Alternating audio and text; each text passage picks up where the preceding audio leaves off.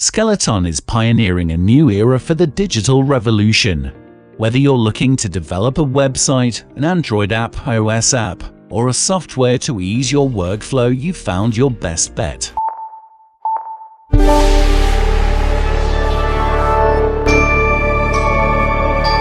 Hello techies, today we are going to talk about microservices.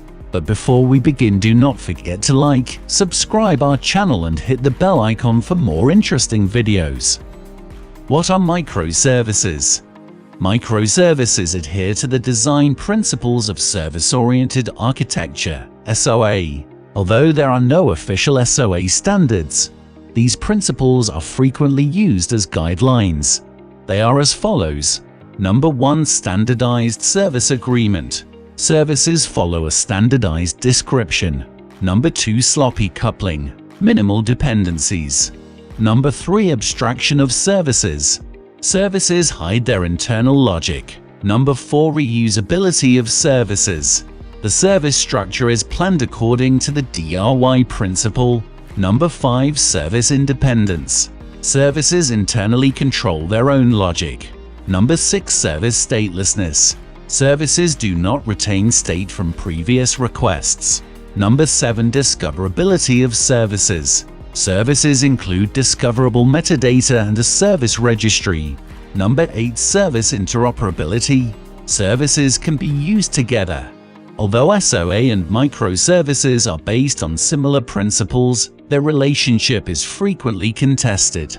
Some developers emphasize their resemblance and regard microservices as a subtype of SOA. Others, on the other hand, emphasize their differences, claiming that each solves a unique set of problems. According to this viewpoint, SOA has an enterprise scope, whereas microservices have an application scope. Apps communicate with one another within the enterprise context. Pros of microservices. In recent years, microservices have become extremely popular, specifically because they provide a number of advantages that are extremely useful in the age of containerization and cloud computing. You can develop and use different programming languages and developer tools to develop and deploy each service on a different platform. To interact with one another, microservices use API and communication protocols, but do not depend on each other. The greatest advantage of the architecture of microservices is that they can independently develop, maintain, and use each microservice. This type of one management is also beneficial. Applications that are made up of microservices can scale better, because if necessary you can scale them separately. In addition, microservices reduce market time and accelerate your CI and CD pipeline. This also means greater agility. Moreover, the tolerance to isolated services is better.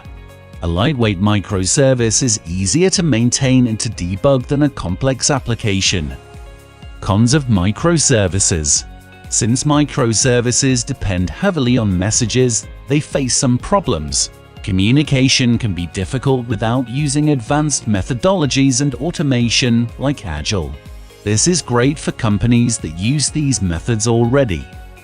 However, it can be a challenge to the smaller companies to adopt these additional requirements. Keeping a network also leads to other problems. We lose the complexity of the network with regards to the simplicity of single responsibilities. Or part of it at least.